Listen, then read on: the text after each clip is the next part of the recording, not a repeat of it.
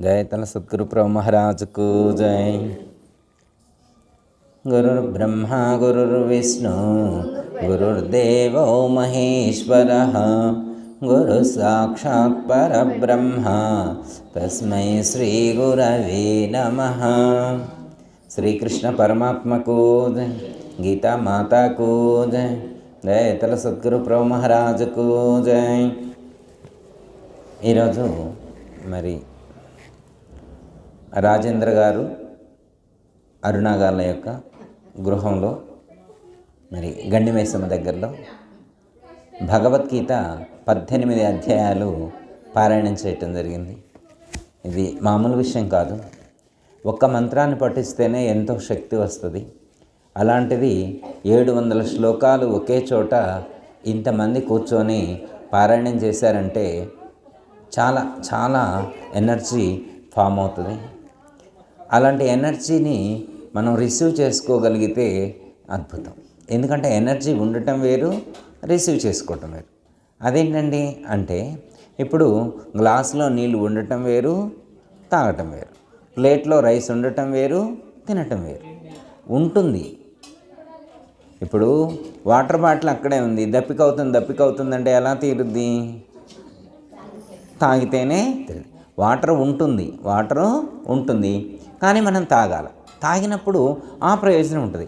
ఇప్పుడు ఇక్కడ ఇంతమంది కూర్చొని 700 శ్లోకాలు పారాయణం చేశారంటే ఎంత ఎనర్జీ వస్తుంది? ఎనర్జీ వచ్చింది కాదు, ఎనర్జీని మనం రిసీవ్ చేసుకున్నామా లేదా అనేటువంటిది మనల్ని మనం చెక్ చేసుకోవాలి. చెక్ చేసుకోవడం ఏముంది?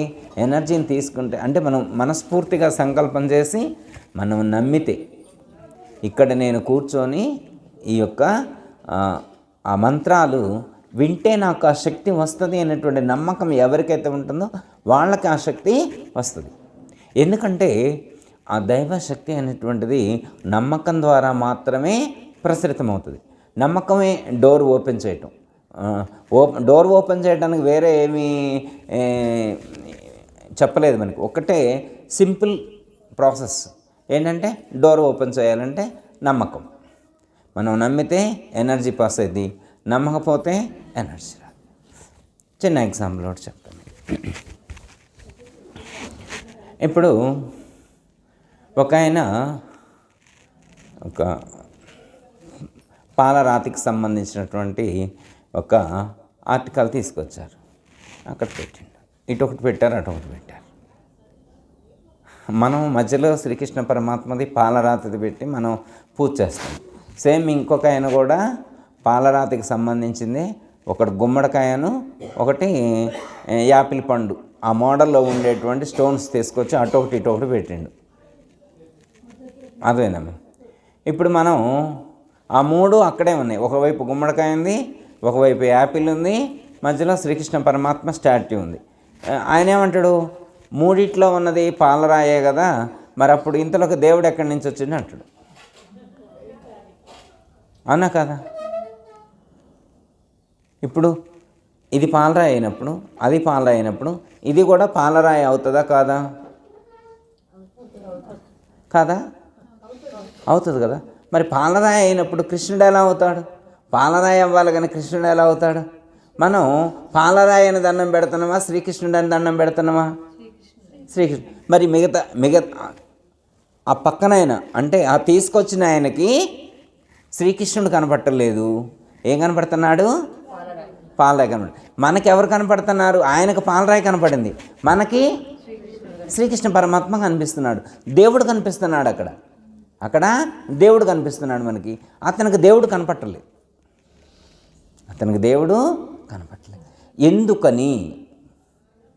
ఎందుకని దేవుడు కనిపించట్లేదు? మనం ఇప్పుడు అక్కడ దండం పెట్టినాం, నైవేద్యాలు పెట్టినాం, అగరబత్తీలు చూపెట్టినాం, హారతకర్పూరం చూపెట్టినాం, కొబ్బరికాయలు కొట్టారు. 18 అధ్యాయాలు 700 శ్లోకాలు ఇక్కడ శ్రీకృష్ణ పరమాత్మ ఆసీనుడై ఉన్నాడని చెప్పి మనం పారాయణమే చేసినాం. 2 గంటలు పట్టింది పారాయణం చేయటానికి కదా. ఇప్పుడు మన దృష్టిలో దేవుడు ఉన్నాడు, ఆయన దృష్టిలో దేవుడు లేడు. ఇప్పుడు దేవుడు ఎప్పుడు వచ్చాడు ఇక్కడికి? అంటే స్టోన్తో పాటు వచ్చాడా, మనం పారాయణం చేసేప్పుడు వచ్చాడా, ఎప్పుడు వచ్చాడు? అది తయారు చేసిండుగా ఒక ఆయన, తయారు చేసినప్పుడు వచ్చాడా, మధ్యలో వచ్చాడా, ఇప్పుడు వచ్చాడా? ఎప్పుడొచ్చాడు? మనం అక్కడ దేవుడు ఉన్నాడని నమ్మితేనే దేవుడు వచ్చాడు. దేవుడు ఎక్కడున్నాడు? మన నమ్మకంలో ఉంటాడు.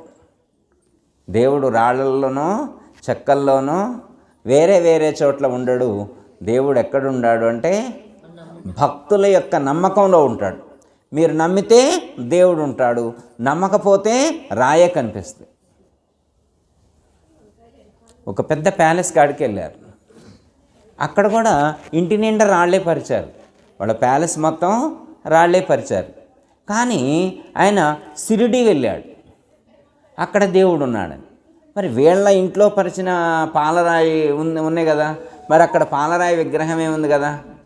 మరి ఈ రాయికి ఆ రాయికి తేడా ఉందా లేదా?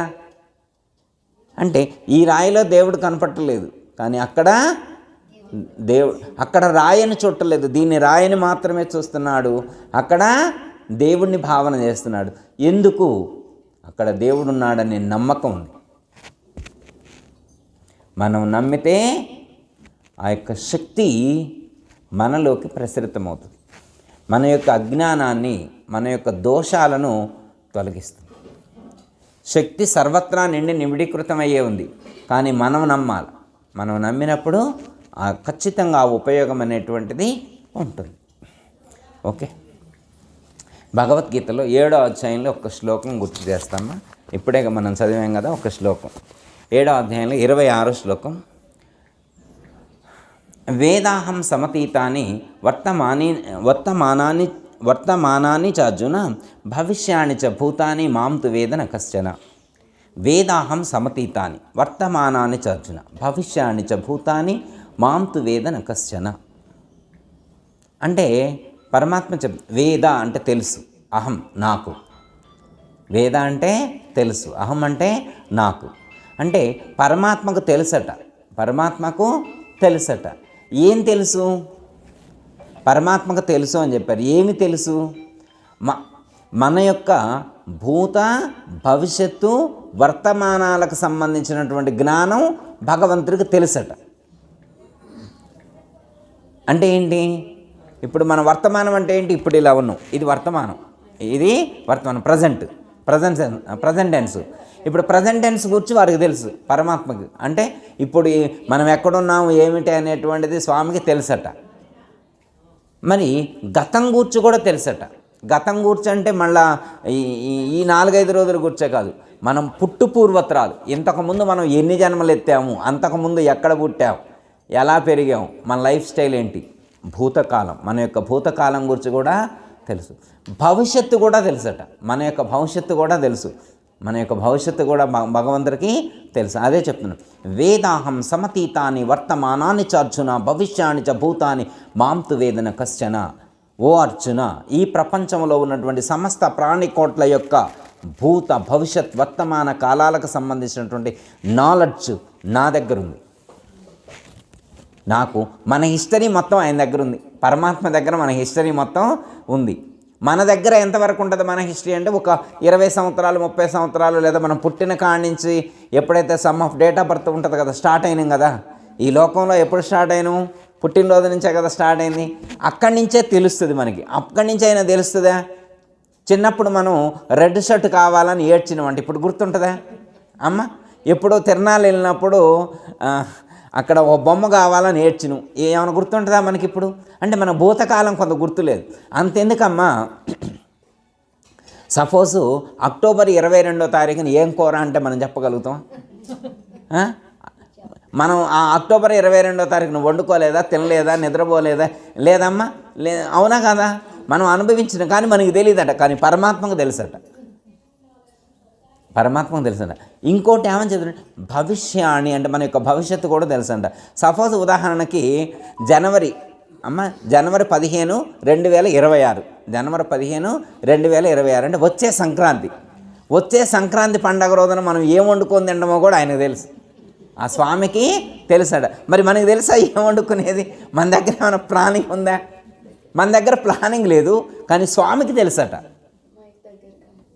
స్వామికి తెలుసండి. అంటే మన యొక్క భవిష్యత్తుకు సంబంధించిన జ్ఞానం ఉంది, మన యొక్క భూతకాలానికి సంబంధించిన జ్ఞానం ఉంది, వర్తమానం, ఇప్పుడు ప్రజెంట్ మనం ఎక్కడున్నాము ఏంటి అనేటువంటి ఈ జ్ఞానం కూడా పరమాత్మ దగ్గర ఉంది. ఓకే బాగా. కానీ మరి పరమాత్మకు సంబంధించిన జ్ఞానం ఏమన్నా మన దగ్గర ఉందా? మన హిస్టరీ మొత్తం వారి చేతిలో ఉంది. మరి పరమాత్మకు సంబంధించిన నాలెడ్జ్ ఏమన్నా మన చేతిలో ఉందా? మనకు తెలుసా? జీరో. పరమాత్మ ఎక్కడ ఉంటాడంటే మనం ఏం చెప్పగలుగుతాం?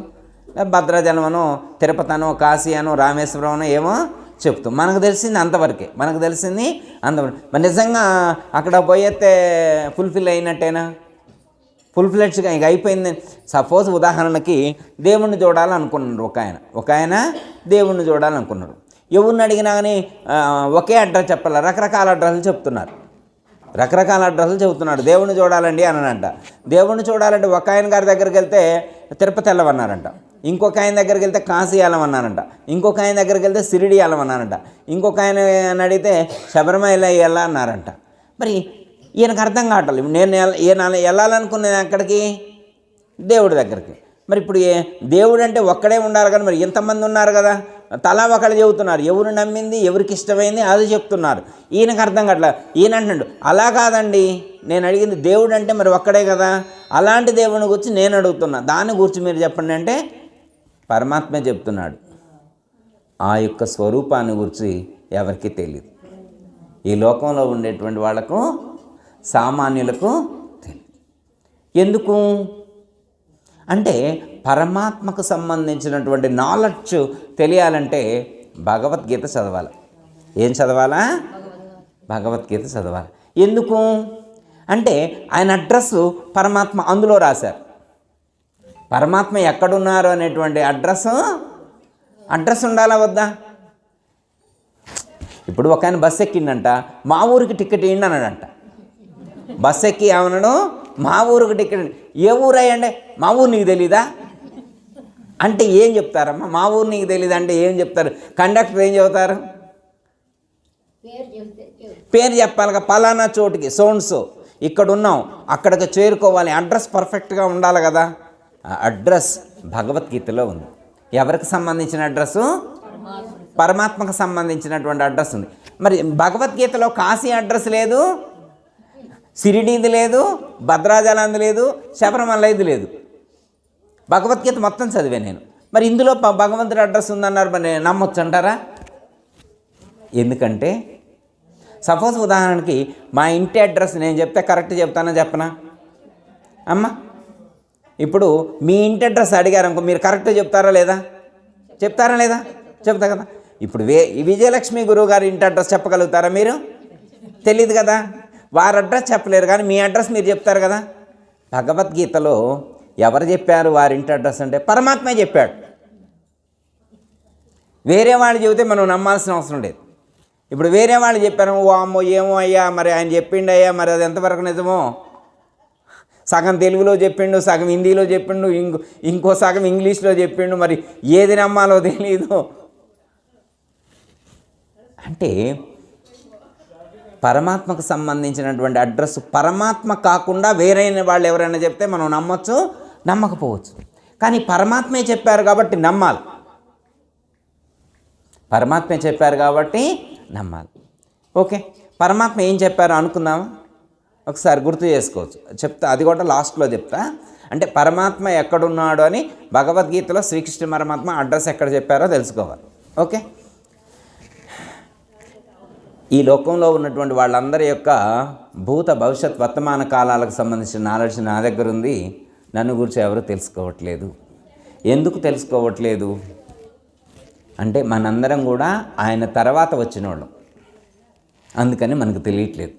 పరమాత్మ తర్వాత కదా మనం వచ్చింది. ముందు పరమాత్మ వచ్చారా, మనం వచ్చామా? ఏమో అయ్యా, మరి ముందు మనమే పుట్టినాం, మరి దేవుడు పుట్టిండో లేదో మనకేం తెలిసిన నానైతే కాదుగమ్మా. ముందు ఆయనే పుట్టుంటారుగా, భగవంతుడు పుట్టాకేగా మనం పుట్టేది. ముందు భగవంతుడే ఉన్నాడు, మనకంటే ముందు భగవంతుడు ఉన్నాడు. కాబట్టి భగవంతుడికి మన గురించి తెలుస్తుంది తప్ప మనకు భగవంతుని గురించి తెలుసుకోవటం చాలా కష్టం. ఎప్పుడు తెలుస్తుందంటే వారు చెబితే తెలుస్తుంది, పరమాత్మే చెబితే తెలుస్తుంది. చిన్న ఎగ్జాంపుల్ ఒకటి చెప్తాం. ఒక పిల్లాడు కూర్చొని ఏడుస్తున్నాడు. ఏమిట్రా ఏడుస్తున్నావు అని అంటే టీవీలో ఒక వీడియో పెట్టిండంట. టీవీలో ఒక వీడియో చూపెట్టి ఎట్టెట్టు అనుకుంటూ ఏడుస్తున్నాడు. ఏందిరా ఏముందిరా అందులో ఏముందిరా అని. ఏముందంటే వాళ్ళ అమ్మ నాన్న పెళ్ళయింది. ఎవరిది? పిల్లవాడి తల్లిదండ్రి పెళ్ళయింది. మా అమ్మ నాన్నకి పెళ్ళవుతుంది అప్పుడు నన్ను పిలవలేదు, నన్ను తీసుకెళ్ళలేదు, మరి వాళ్ళు ఎప్పుడు చేసుకున్నారని ఏడుస్తుండు. నేను కూడా పోతా పెళ్ళికి అంటాడు. మరి వీళ్ళు తీసుకెళ్ళగలరా? ఏది వాళ్ళ వల్ల అయ్యేది కాదు. అర్థమైందమ్మా? అంటే వీడు పుట్టక ముందు జరిగినటువంటి దానికి సంబంధించి ఎవరేమీ చేయలేరు. అర్థమైందమ్మా? అయితే మనకు పరమాత్మకు సంబంధించిన జ్ఞానం తెలియచ్చు తెలియకపోవచ్చు, కానీ పరమాత్మకు మాత్రం మనకు సంబంధించినటువంటి సమగ్ర జ్ఞానం వారి దగ్గర ఉంది.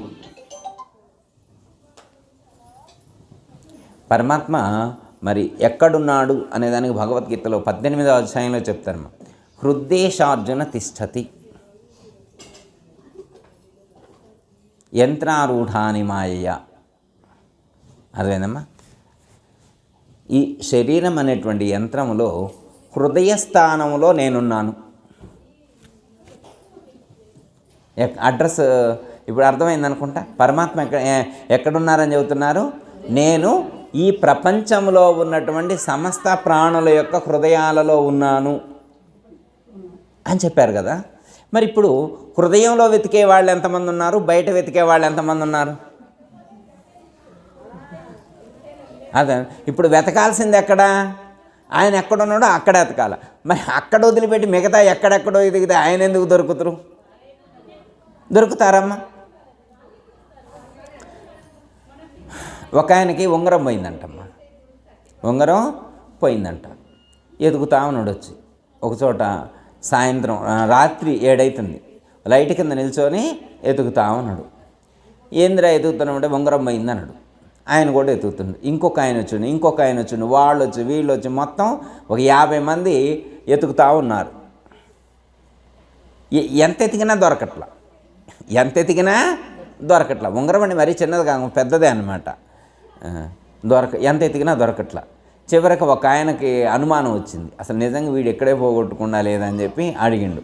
ఏరా మరి ఉంగరం పోయిందన్నావుగా, మరి నిజంగా ఇక్కడే పోగొట్టుకున్నావా అని అడిగిండు.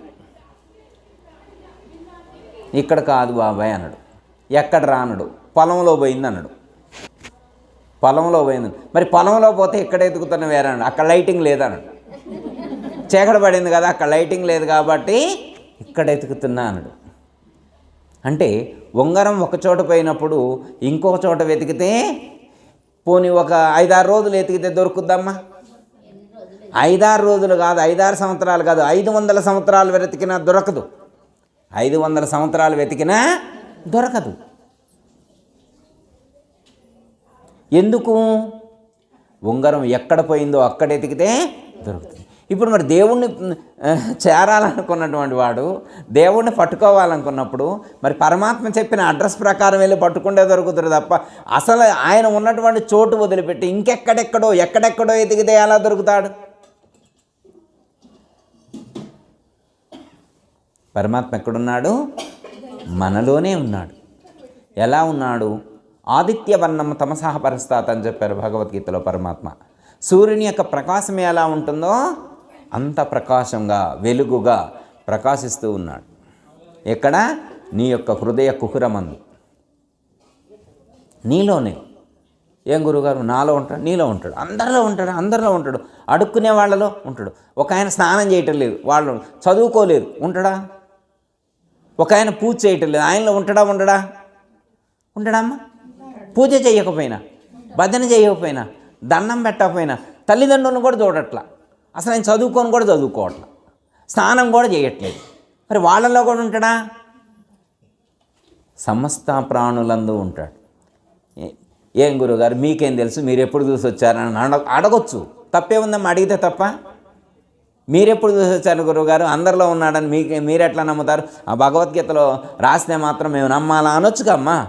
భగవద్గీతలో రాశారనుకోమ్మా, రాస్తే మాత్రం మనం నమ్మాలని ఏమన్నా రూల్ ఉందా? రూల్ ఏం లేదుగా, అగ్రిమెంట్ ఏం లేదుగా అమ్మ, మరి మనం ఎందుకు నమ్మాలి? అంటే భగవంతుడు అబద్ధం ఆడవలసినటువంటి అవసరం లేదు. భగవంతుడికి, పరమాత్మకి అబద్ధం ఆడవలసినటువంటి అవసరం లేదు. ఎందుకంటే ఎట్లా అంటే అందరిలో ఎలా ఉన్నాడు అంటే పరమాత్మే కాదు, పరమాత్మ యొక్క అసిస్టెంట్స్ ఉన్నారు. కొంతమంది పరమాత్మ యొక్క అసిస్టెంట్స్ కొంతమంది ఉన్నారు. అంటే అర్థం చేసుకునేటువంటి ప్రయత్నం చేయగలగాలి, అర్థం చేసుకునేటువంటి ప్రయత్నం చేయగలగాలి. ఇప్పుడు సపోజ్ ఉదాహరణకు ఒక ఎగ్జాంపుల్ చెప్తామ్మా. గాలి విన్నారమ్మా ఎప్పుడన్నా మీరు? గాలి చూసారా? చూడలేదా? గండిమేసం సెంటర్లో గాలిని చూపిస్తున్నారని ఎవరు అంటే నేను నిజమే అనుకున్నా. అమ్మ గాలి అయితే కనపడదు, ఫ్యాన్ వేస్తే స్పర్శ తెలుస్తుంది, శరీరానికి స్పర్శ తెలుస్తుంది. ఒకవేళ ఆ గాలి కొత్తగా ఒక రూల్ పెట్టిందంట, 2026 జనవరి 1 నుంచి ఒక కొత్త రూల్ పెట్టిందంట. ఏమిటి ఆ రూల్ అంటే ధర్మంగా ఎవరు జీవిస్తారో వాళ్ళల్లోకే నేను వెళతాను అన్నదట. ఈ ప్రపంచంలో ఎవరైతే ధర్మంగా జీవిస్తారో వాళ్ళల్లోకే నేను ప్రవేశిస్తాను, వాళ్ళ ముక్కు రంధ్రాల్లోకే లోపలికి వెళతాను, ధర్మంగా జీవించకపోతే వాళ్ళలోకి నేను వెళ్ళను అని ఒకవేళ రూల్ పెట్టిందనుకో, ఎంతమంది మిగులుతారంటారు ఈ ప్రపంచంలో? అమ్మ గాలి అంటే ధర్మంగా జీవించకపోతే, ధర్మంగా జీవిస్తే ఓకే వాళ్ళలో ఉంటుంది, ధర్మంగా జీవించకపోతే వాళ్ళలోకి ప్రవేశించదంట. అంటే అబద్ధాలు ఆడేవాళ్ళు, మోసం చేసేవాళ్ళు వీళ్ళు ఉంటారు కమ్మ లోకంలో. తల్లిదండ్రులను హింసించేవాళ్ళు, అత్తమామల్ని హింసించేవాళ్ళు, కోడల్ని హింసించేవాళ్ళు, అల్లుళ్ళని హింసించేవాళ్ళు ఉంటారుగా లోకంలో. ప్రజల యొక్క రక్తాలను పీల్చి పిప్పి చేసేటువంటి ఎంతమంది ఉండరు చీటర్స్. మరి వాళ్ళందరిలో నేను ప్రవేశించనని అన్నదనుకో, ఈ వాయుదేవుడు అన్నాడు అనుకో, స్టక్ అయింది అనుకో, మొత్తం వాష్ అవుట్ అవుతుంది.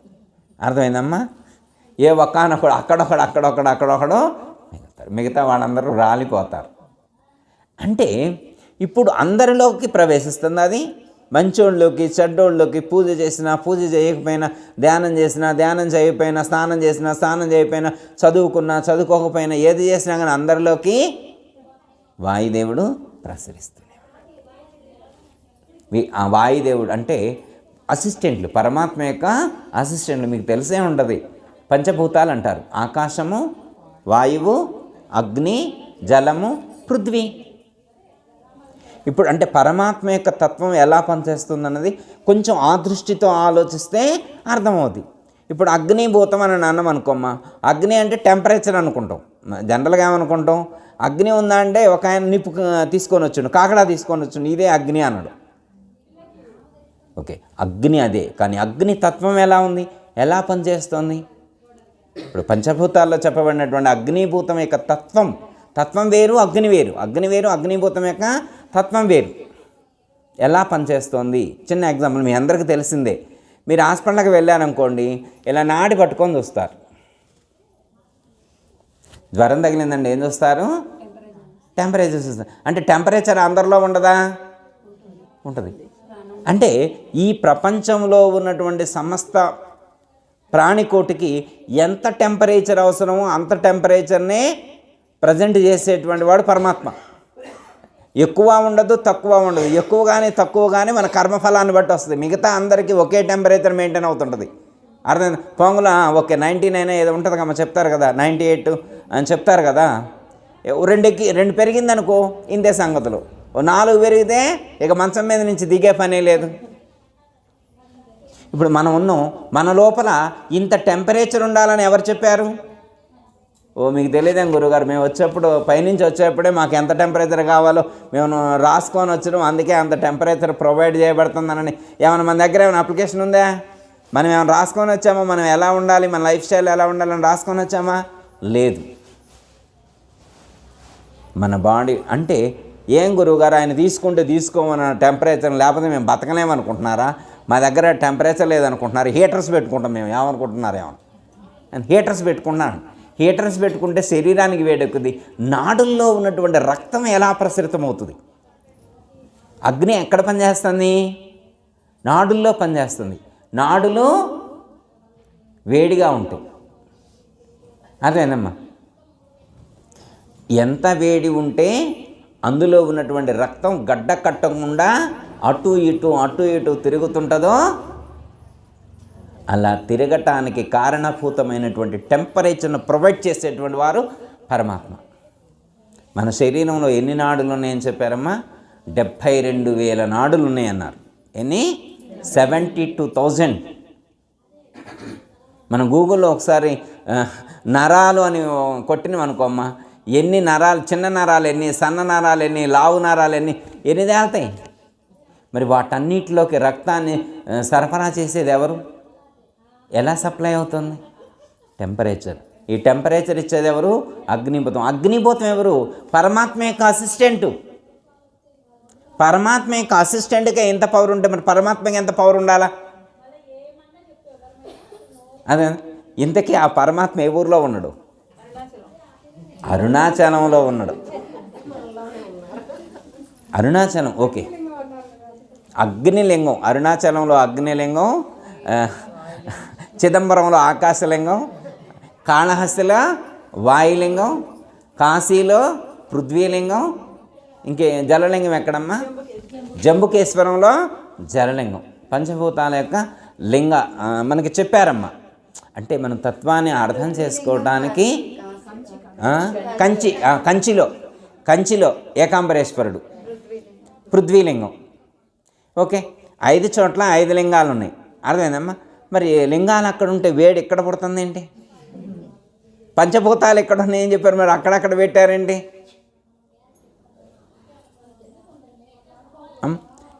ఇప్పుడు అగ్ని డిఫరెన్స్ ఏమైనా వస్తే అరుణాచలం పోవాలిగా.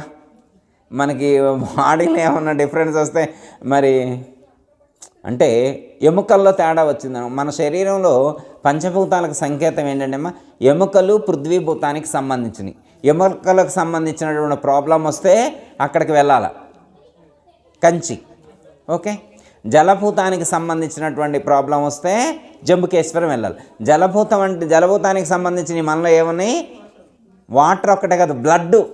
వాటర్ తర్వాత బ్లడ్ ఇంపార్టెంట్. బ్లడ్డే కదా, బ్లడ్ ఉంది. ఎముకల తర్వాత బ్లడ్ ఇంపార్టెంట్, బ్లడ్ ఉంది.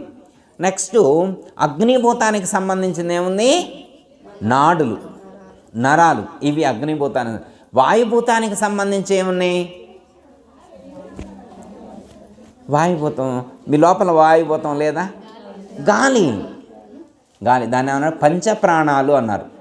సమానము, వ్యానము, ఉదానము, ప్రాణము, అపానమని 5 ప్రాణాలు మీలో ఉన్నాయి. అది వాయుభూతానికి సంకేతం. చిదంబరంలో ఆకాశభూతం ఉంటుంది. మనలో ఉండేటువంటి స్పేస్కి అది సంకేతంగా చెప్తారు. ఓకే అమ్మా, పంచభూతాలు మనలోనే ఉన్నాయి. ఈ పంచభూతాలతో నిర్మితమైనటువంటి ఈ యొక్క శరీరంలో ఆ యొక్క పరమాత్మ హృదయ స్థానంలో, హృదయశార్జున తిష్టతి అని చెప్పి హృదయ స్థానంలో పరమాత్మ ప్రతిష్ఠితమై ఉన్నాడు. అర్థమైందమ్మా? మనం ఇప్పుడు పరమాత్మను చూడాలంటే మనం బయటికి కాకుండా లోపలికి తొంగి చూడాలి. మనలోకి మనం ప్రయాణం చేస్తే, మనం లోపల వెతికితే పరమాత్మ మనకు దర్శనమిస్తారు. పరమాత్మను వెతకాల్సింది మనం బయట కాదు, లోపల. దీనికి ఏమని చెప్తారంటే అంతర్దేహే అంటే దేహమునకు అంతరంలో, జ్యోతిర్మయోహి అంటే జ్యోతి వలె ప్రకాశిస్తూ ఉంది. పశ్యంతి నువ్వు చూడవచ్చు. పశ్యంతి అంటే నువ్వు చూడవచ్చు, దేవుణ్ణి మనం చూడవచ్చట. ఎప్పుడు? యతయ క్షీణదోష మనలో ఉన్నటువంటి దోషగుణాలన్నీ క్షీణించినప్పుడు, దోషాలన్నీ తొలగిపోయినప్పుడు, మలినాలన్నీ తొలగిపోయినప్పుడు ఆ పరమాత్మ యొక్క ఆ తత్వం అనేటువంటిది, ఆ ప్రకాశం అనేటువంటిది మనకు అనుభూతికి అందుతుంది. మనం చేయాల్సింది ఏంటంటే దేవుణ్ణి చూడటం కాదు, మనలో ఉన్న మలినాలు పోగొట్టుకోవాలి. అందుకోసమే సత్కర్మాచరణ చేయమన్నారు. సత్కర్మాచరణ చేయటం వలన ఏమవుతుందంటే చిత్తశుద్ధి కలుగుతుంది. ఎవరికి చిత్తశుద్ధి కలుగుతుందో, ఎవరికి మనసు నిర్మలమవుతుందో వాళ్ళు దైవాన్ని దర్శించగలుగుతారు. ఒకళ్ళింట్లో ఆవిడ గారు పుట్టింటికి వెళ్ళింది. వాళ్ళ పాప ఆయనే ఉన్నారనమాట. రోజు సాయంత్రం కరెంటు కట్ అవుతుంది.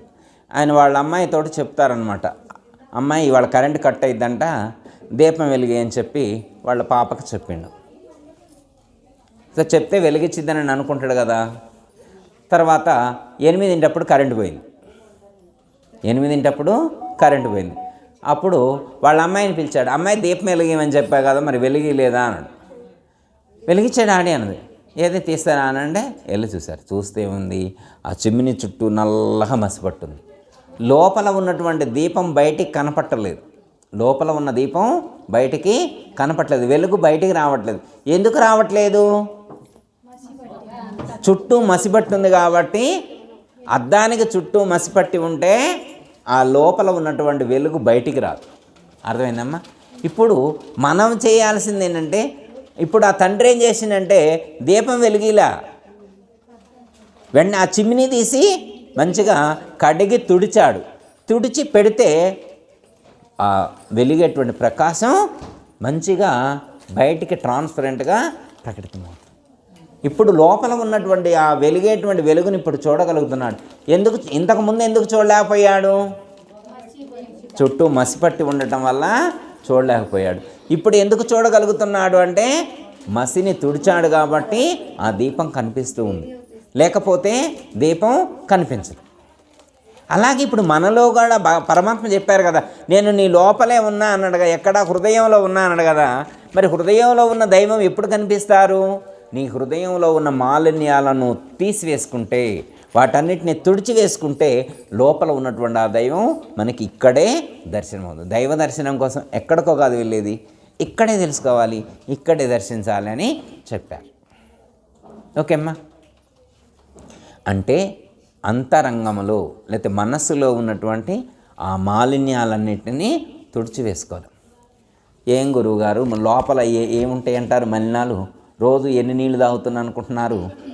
యోగా టీచరు 3 లీటర్లు చెబితే నేను 6 లీటర్లు తాగుతున్నాను. ఇంకా ఉంటాయి అంటారా మలినాలు? ఇంకా ఉంటాయా?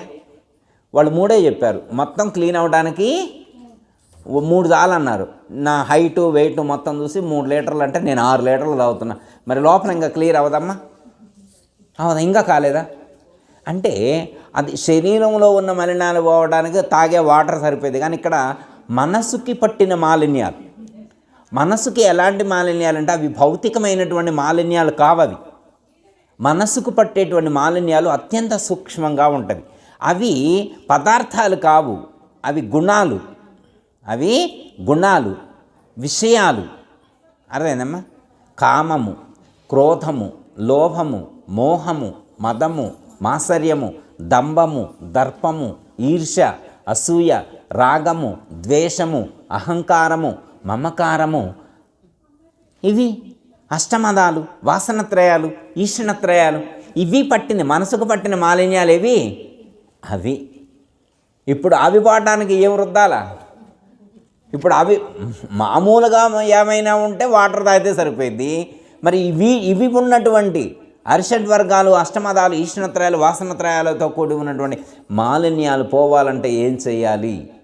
అందుకోసమే భగవద్గీత పారాయణం చేయాలి, భగవద్గీత పఠనం చేయాలి, మహాత్ములను సందర్శించాలి, సత్సంగం చేసుకోవాలి, సత్సంగంలో పాల్గొనాలి, మంత్ర అనుష్ఠానం చేయాలి, ధ్యానం చేయాలి.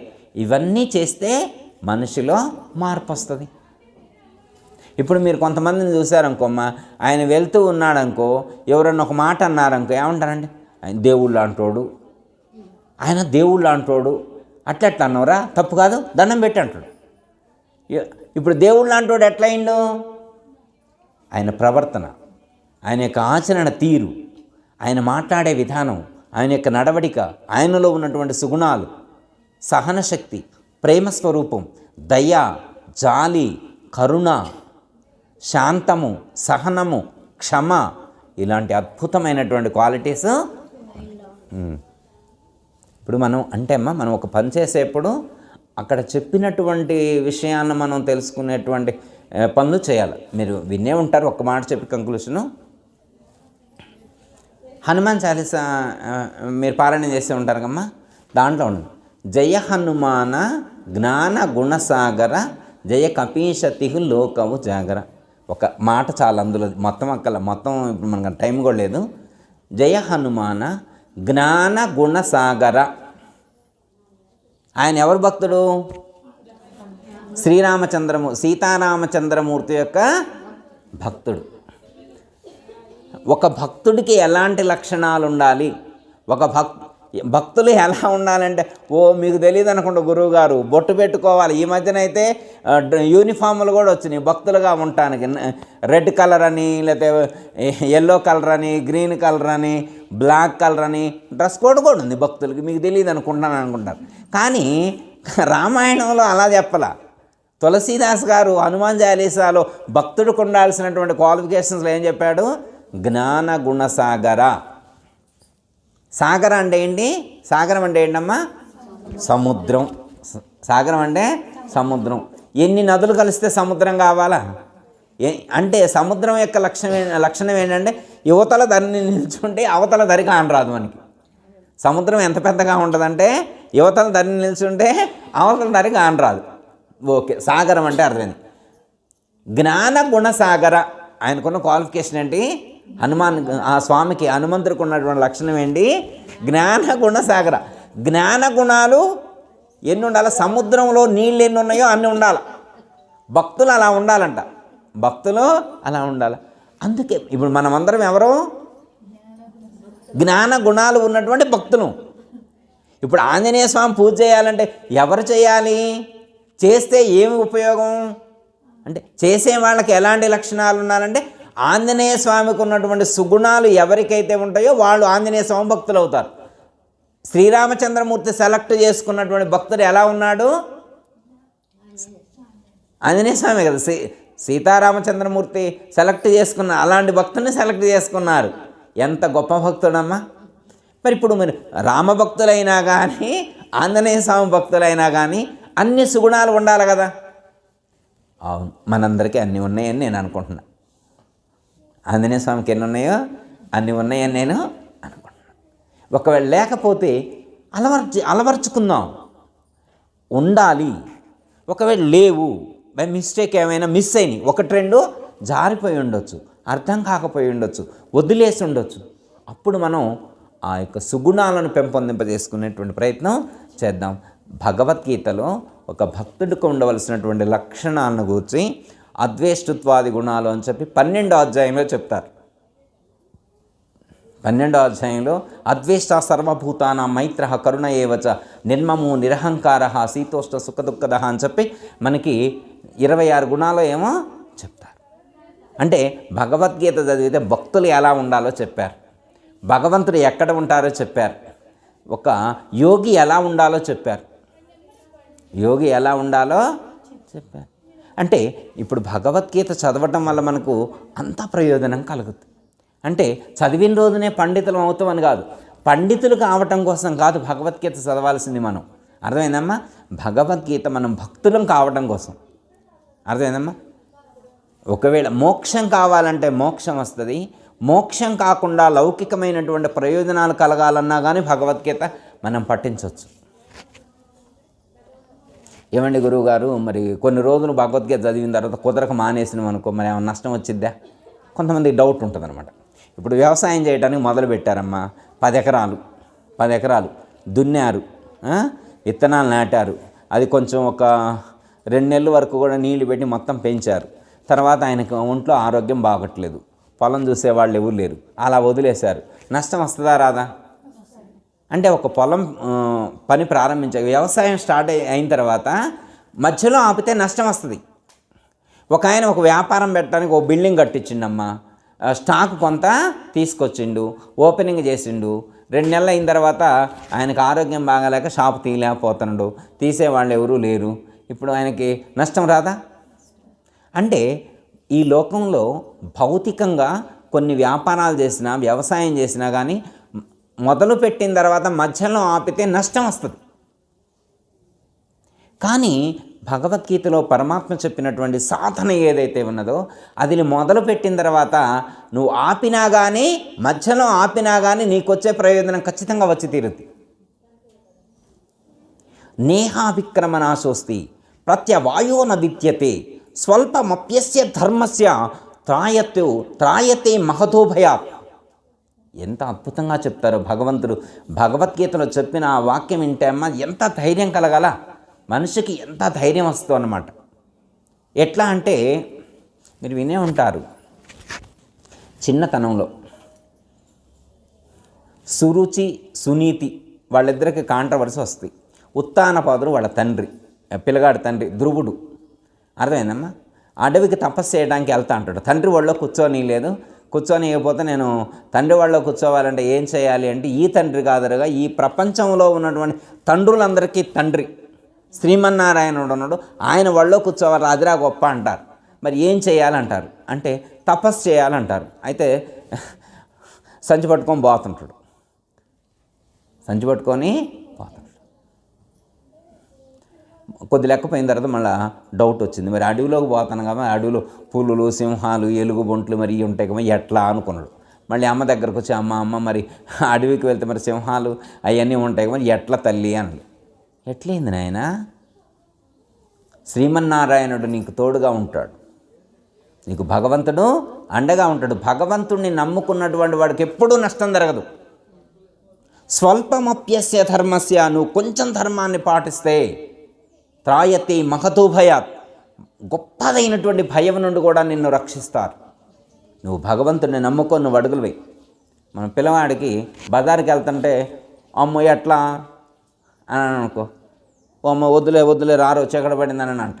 అట్లా కాదు, భగవంతుడిని వెన్నంటి ఉంటాడు, నిన్ను రక్షిస్తాడు, వెళ్ళని చెప్పి ధైర్యం చెప్పగలగాలి. అంటే భాగవతం చదివితే లేదా రామాయణం చదివితే మనకు ఆ ధైర్యం వస్తుంది. మనకు ధైర్యం వస్తే పిల్లలకు ధైర్యాన్ని చెబుతాం. మనకే రాలేదనుకోండి, పిల్లలకేం చెబుతాం? అదే మనం కొంచెం ధర్మాన్ని పాటిస్తే అద్భుతమైనటువంటి ఫలితం వస్తుంది. అయితే కొంతమందికి అర్థమైంది, కొంతమందికి అర్థం కాదు. ఒక ఎగ్జాంపుల్తో కంక్లూషన్. ఒకచోట పొలంలో ఒక ఆయన విత్తనాలు చల్లుతున్నాడు. అక్కడ ఒక పిల్లగాడు వచ్చిండు, నీకు దిమాక్ ఉందా అన్నాడు. నీకు దిమాక్ ఉంది, ఏమైందిరా అన్నాడు. ఇదన్నీ ధాన్యం తీసుకెళ్ళి మట్టిలో పారేస్తానేమేనా అన్నాడు. ధాన్యం తీసుకెళ్ళి ఆ బురదలో వేస్తానేమేంటి, నీకు దిమాక్ లేదు, నువ్వు అంతా వేస్ట్ చేస్తున్నావు అన్నాడు.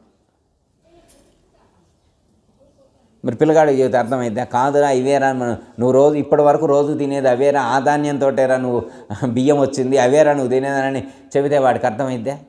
అర్థం కాదు. కొన్ని రోజులు అయిన తర్వాత వాడిని రోజు పొలానికి తీసుకెళ్ళిన తర్వాత ఆ విత్తనాల్లో నుంచి వచ్చిన మొక్కలను చూపెట్టాడు, ఆ మొక్కలు నాటితే వచ్చేటువంటి వడ్లను చూపెట్టాడు, ఆ వడ్లలో నుంచి వచ్చేటువంటి బియ్యాన్ని చూపెట్టాడు. అప్పుడు పిల్లగాడికి అర్థమైంది. ఏమర్థమైంది?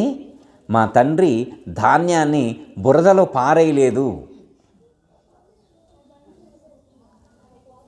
అదేందమ్మా, పంట పండటానికి సాధన చేశాడు. అదేందమ్మా, ఇప్పుడు మనం కూడా సపోజ్ మీరు వెళ్తూ ఉన్నారనుకోండి అమ్మా, అక్కడ ఎవరైనా ఒక బెగ్గర కనిపించారనుకో, ఒక 100 తీసి ఇలా ఇచ్చారనుకో, పక్కన ఉన్నవాడు అంటాడు, ఏం పెన్నా 100 ఇత్తనమే వాడికి 100 ఇస్తే నీకేమొచ్చింది?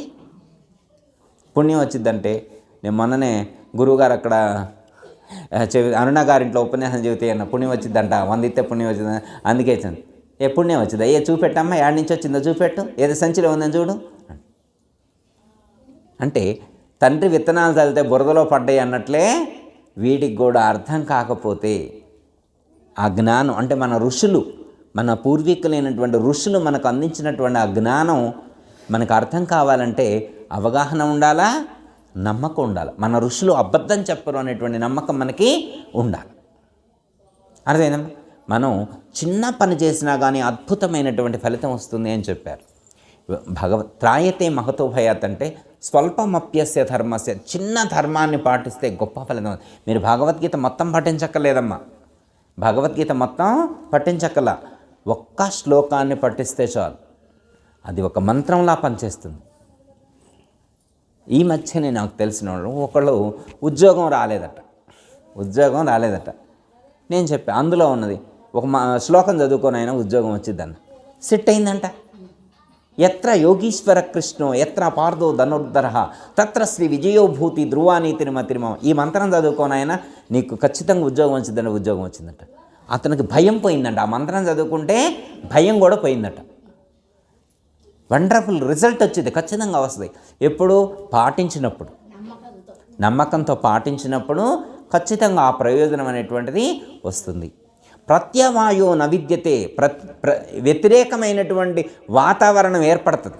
ఆ వ్యతిరేకమైనటువంటి వాతావరణంలో కూడా నువ్వు నమ్మకంతో విశ్వాసంతో మనం చేస్తే ఖచ్చితంగా మనకు ఆ ప్రయోజనం అనేటువంటిది చేకూరుతుంది. నమ్మాలిగమ్మ మనం. ఇప్పుడు ముందు మనం నమ్ముదామా, ఆయన నమ్మాలా?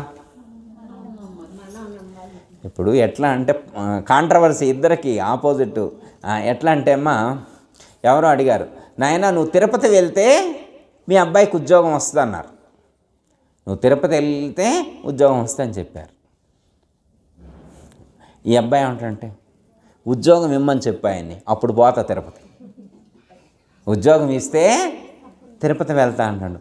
అంటే ఇప్పుడు భగవంతుడు ఈ పిల్లగాడిని నమ్మి ఉద్యోగం ఇప్పిస్తే పర్లేదులే వీడు మళ్ళీ నా కొండకు వస్తాడులే అని చెప్పి నమ్మి ఆయన ఉద్యోగం ఇప్పిస్తే వెళ్తాడు, లేకపోతే వెళ్ళడు. ఇప్పుడు అవసరం భగవంతుడిగా పిల్లగాడికే? నమ్మకం ఉండాలమ్మా, మనకి నమ్మకం ఉండాలి. ఒక ఊళ్ళో వర్షం పట్టలేదన్న, పొలాలన్నీ ఎండిపోయినాయంట. ఏమని చెప్పారంటే, పలానా ఒక గురువుగారు వచ్చి భగవద్గీత పారాయణం చేస్తే 18 అధ్యాయాలు పారాయణం చేస్తే వర్షం వస్తుందని చెప్పారట. ఆయన ఏమనంటే, మీ ఊళ్ళో వాళ్ళందరూ నమ్మితే నేను వచ్చి పారాయణం చేస్తా అన్నాడట. మీ ఊళ్ళో వాళ్ళందరూ నమ్మితే నేను వచ్చి పారాయణం చేస్తా అన్నాడట.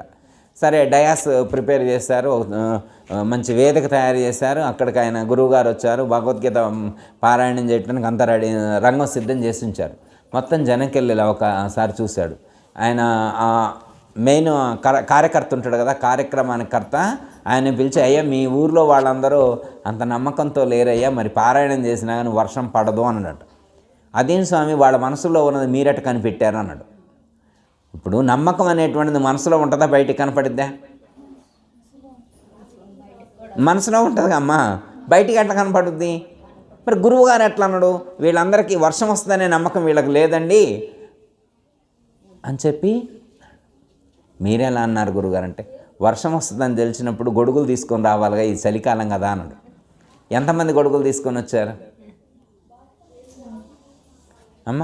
నమ్మకం ఉంటే, గురువుగారు భగవద్గీత చదివితే వర్షం వస్తుందనే నమ్మకం ఉన్నోడు, అయ్యో వర్షం వస్తే మరి 20,000 పట్టు చీర కట్టుకొని వచ్చినాం కదా, తడిచిపోతే ఆగమైపోయిద్దని గొడుగు తీసుకొని రావాలి కదా. అంటే గొడుగు తీసుకోకుండానే వచ్చారు అంటే వర్షం పడదనే నమ్మకంతో కదా. అదేనా నమ్మకం అంటే? మనం చెయ్యాలి, అలా పూర్తిగా నమ్మాలి, కొంచెం కాకుండా పూర్తిగా నమ్మితే ఒకటే మా ఫండమెంటల్. నమ్మితే సొమ్ము, లేకపోతే దుమ్ము. నమ్మితే సొమ్ము, లేకుంటే దుమ్ము. మనం నమ్ముదామమ్మా. శ్రీకృష్ణ పరమాత్మ భగవద్గీతలో చెప్పినటువంటిది, జ్ఞానాన్ని నమ్మితే ఖచ్చితంగా సక్సెస్ అవుతారు, అందులో ఏమాత్రం కూడా సందేహం లేదు. చాలామంది సైకాలజిస్టులు భగవద్గీతని న్యూ సైకాలజీ బుక్ అన్నారు. అదేనమ్మా, మనసుని నిగ్రహించటానికి, మనోనిర్మలత్వానికి భగవద్గీత కంటే గొప్ప గ్రంథం లేదు అని ఎంతోమంది చెప్పారమ్మా. కాబట్టి ఈరోజు మనం మరి అరుణ గారింట్లో భగవద్గీత పారాయణంలో పాల్గొన్నందుకు, మరి పరమాత్మ అవకాశం కల్పించినందుకు మరి పరమాత్మకి కృతజ్ఞతలు చెప్పుకునేటువంటి ప్రయత్నం చేస్తూ పరమాత్మకు ఒక్కసారి నమస్కారం చేసుకుందాం. దయాతల సద్గురు ప్రభు మహారాజుకు. మరి ఇలాంటి భగవద్గీత పారాయణాలు ఎన్నిటిలోనో మనం పాల్గొని మన మనసును నిర్మలం చేసుకొని, మరి ఆ మనసుకు వెనకాలే ఉన్నాడంట ఆ స్వామి, మరి ఆ స్వామిని అక్కడే పట్టుకొని, మరి లోపలే ఉన్నాడంట. మరి లోపల ఏం కొబ్బరికాయ కొడతారో, మరి ఏ లడ్డూలు పెడతారో, ఏ నైవేద్యాలు పెడతారో మీ ఇష్టమమ్మ, మీ లోపలే ఉన్నాడు. మరి ఉపనిషత్తులు, దేహో దేవాలయో ప్రోక్తో జీవో దేవో సనాతన. దేవుడు, ఈ దేహమే దేవాలయం, ఇందులోనే దేవుడున్నాడు, ఇందులోనే జీవుడున్నారు. దేవుడి కోసం వెళ్ళక్కర్లేదు, కదిలే దేవాలయం ఇది. ఇందులో మాట్లాడే దేవుడున్నాడు, చూసే దేవుడున్నాడు, వినే దేవుడున్నాడు, తినే దేవుడున్నాడు. నైవేద్యం మీరు అక్కడ పెడితే తింటారో లేదో తెలియదు, కానీ ఇందులో ఉన్న ఆయనైతే పుష్కలంగా తింటాడు. బ్రహ్మార్పణం బ్రహ్మహవి బ్రహ్మాగ్నో బ్రహ్మణాహుతం బ్రహ్మైవ తేన గంతవ్యం బ్రహ్మకర్మ సమాధిన చదువుకుంటారు అమ్మ పెట్టేప్పుడు. బయట కాదు, ఆయన లోపలే ఉన్నాడు. తినే ఆయన లోపలే ఉన్నాడు. తినే ఆయన అక్కడ చూసి మాత్రమే, అక్కడ లేడని కాదమ్మా, అక్కడ సూక్ష్మంగా ఉన్నారు. అక్కడ ఉన్న విగ్రహంలో ఉన్నటువంటి దైవము సూక్ష్మంగా ఉన్నారు. అక్కడ మనం పెట్టింది భౌతికంగా స్వీకరించలేరు, సూక్ష్మంగా మాత్రమే స్వీకరిస్తారు. కానీ స్థూలంగా సూక్ష్మంగా అన్ని రకాలుగా స్వీకరించే దేవుడు లోపల ఉన్నాడు. అర్థమైందమ్మా? మీరు పెట్టే ప్రతిదీ కూడా ఆయన రోజు స్వీకరించేది. మీరు ఇడ్లీ పెట్టినా తినేది ఆయనే, దోశలు పెట్టినా తినేది ఆయనే, పూరీలు పెట్టినా తినేది ఆయనే, పరమాన్నం పెట్టినా తినేది ఆయనే. ఆయన లోపలే ఉన్నాడు కాబట్టి కొద్దిగా ఆయనకి మంచి ఫుడ్ పెట్టండి. లోపల ఉన్న దేవుడికి మీరు దేవాలయానికి పోయి వెళ్ళేప్పుడు ఏ నైవేద్యాలు తీసుకెళ్తారో, లోపలే ఆయన ఉన్నప్పుడు అలాంటి నైవేద్యాలని లోపలికి మీరు పంపించి దైవానుగ్రహాన్ని పొందేటువంటి ప్రయత్నం చేద్దాం. ఓకే, దయతల సద్గురు ప్రభు మహారాజుకు జై. అందరికీ జై గురు. మరిన్ని ఆధ్యాత్మిక రహస్యాల కోసం అచల బోధ, ఆత్మబోధ, భగవద్గీత, అలాగే పండుగల్లో దాగిన అర్థాలు, అంతరార్థాల కోసం మరియు యోగము, ధ్యానము మొదలైన అనేక ఆధ్యాత్మిక తెలుగు ప్రవచనాల కోసం క్రింద ఉన్నటువంటి రెడ్ కలర్ సబ్స్క్రైబ్ బటన్ను క్లిక్ చేయండి. అలాగే ప్రక్కనే ఉన్నటువంటి గంట సింబల్ను నొక్కండి. అలాగే ఈ వీడియో మీకు నచ్చినట్లయితే లైక్ చేయండి మరియు షేర్ చేయండి. జై గురు.